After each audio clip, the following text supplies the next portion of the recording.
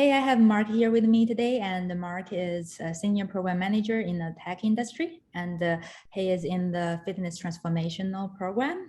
So we will have Mark here today to share his experience with us. So Mark, tell us what are the things you were struggling before you started the program? So I think I was, without really knowing it, I was putting on weight incrementally over time. And so I was now at the point when I started around 215 to 210.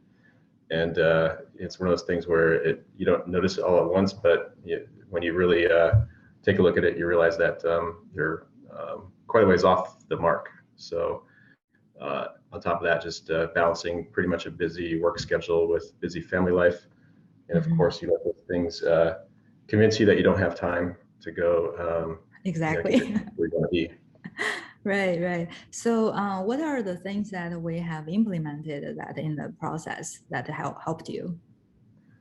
So I think it does come down to building the habits and then also not taking a busy schedule as a reason not to get these things done, because at the end of the day, you have to put yourself first. Everything else will follow if you do that.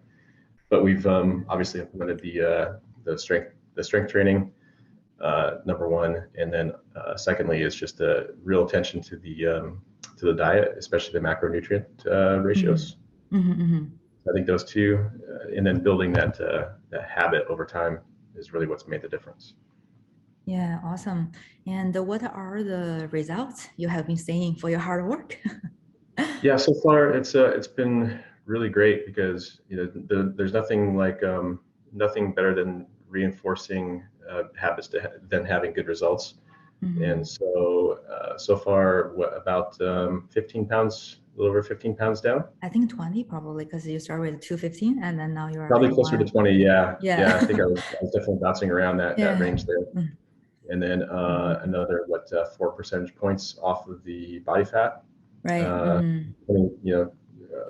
Probably close to 29 down to under 25.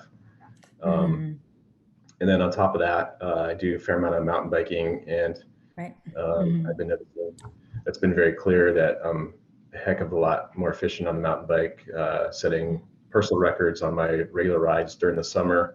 That's so exciting. It's